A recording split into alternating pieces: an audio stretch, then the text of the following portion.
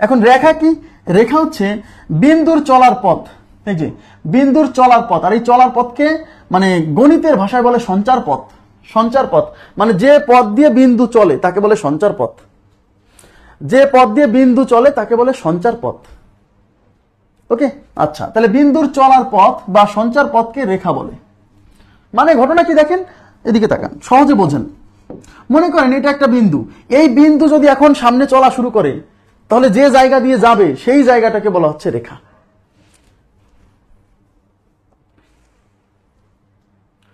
আচ্ছা, তাহলে এই বিন্দু সামনে যদি চলে তাহলে যে জায়গা দিয়ে যাবে বা যে পথ দিয়ে সে চলবে সেই পথকে বা সঞ্চার পথকে কি বলছি?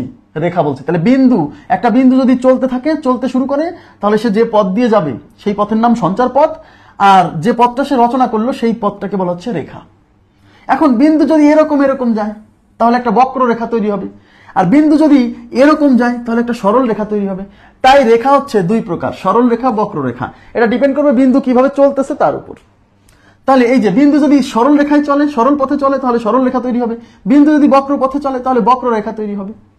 ওকে, আচ্ছা, এখন এখানে খুবই গুরুত্বপূর্ণ একটা জিনিস যে রেখার দুই পাশে এরকম তীর চিহ্ন দেওয়া থাকে। এটা খুবই ইম্পর্টেন্ট, এদিকে তাকান প্লিজ, এদিকে তাকান। রেখার দুই পাশে এরকম তীর চিহ্ন দেওয়া থাকে। এর কারণ কি যে রেখার দুই পাশে তীর চিহ্ন দেওয়া থাকে কেন? কারণ রেখার কোনো প্রান্ত বিন্দু নাই। রেখার কোনো প্রান্ত বিন্দু নাই মানে এদিকেও চলছে, এদিকেও চলছে। দেখেন, এদিকে চলবে রেখা কত দূর পর্যন্ত? অসীম পর্যন্ত। অসীম পর্যন্ত চলবে। এই তীর চিহ্ন দ্বারা বোঝায় যে ওদিকে চলছে। যেহেতু রেখার কোনো প্রান্ত বিন্দু নাই, রেখার কোনো প্রান্ত বিন্দু নাই, ভেরি মাচ ইম্পর্টেন্ট পয়েন্ট, পরীক্ষা আসে রেখার কয়টা প্রান্ত থাকে? রেখার কোনো প্রান্ত বিন্দু নাই, ঠিক আছে? তাহলে রেখা ওইদিকেও চলবে, এদিকেও চলবে। এই তীর চিহ্ন দ্বারা বোঝায় যে ওইদিকেও চলতেছে, এদিকেও চলতেছে। প্রান্ত নাই মানে শেষ নাই, ওদিকেও শেষ নাই, এদিকেও শেষ নাই। কোথায় শেষ হবে আমরা জানি না। ক্লিয়ার বিষয়টা? তাহলে রেখার কোনো প্রান্ত বিন্দু নাই, ভেরি মাচ ইম্পর্টেন্ট পয়েন্ট। এই জন্য রেখার দুই পাশে তীর চিহ্ন দেওয়া থাকে। তাহলে রেখা কোনটা রেখা আমরা কি করে বুঝবো? কোন জিনিসটা রেখা কি করে বুঝবো? দুই পাশে তীর চিহ্ন দেখে বুঝবো যে এটা হলো রেখা। রেখাটা যদি স্ট্রেইট হয় তাহলে সরল রেখা, রেখাটা যদি বাঁকা হয় তাহলে বক্র রেখা, ব্যাস। আর রেখা কাকে বলে? বিন্দুর চলার পথকে বলে রেখা। এখন আমাকে বলেন তো, এই রেখার কিন্তু দৈর্ঘ্য আছে, রেখার কিন্তু দেখেন এদিকে এদিকে এদিকে দৈর্ঘ্য আছে না? এটা কি 2 মিটার বা 3 মিটার আমি বলতে পারবো না যে 2 মিটার বা 3 মিটার? আচ্ছা, তাহলে এখানে কি বলতে পারবো না যে 2 মিটার বা 3 মিটার বলতে পারবো না? তার মানে রেখার কিন্তু দৈর্ঘ্য আছে।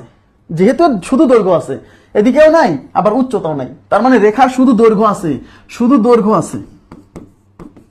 তাহলে মাত্রা কয়টা বলছিলাম? দৈর্ঘ্য, প্রস্থ, উচ্চতা, 3টা মাত্রার কথা বলছিলাম। তার মধ্যে রেখার শুধু দৈর্ঘ্য আছে। যেহেতু শুধু দৈর্ঘ্য আছে তাই আমরা বলছি এইটা রেখা হচ্ছে একমাত্রিক। তাহলে রেখা কয় মাত্রিক? একমাত্রিক।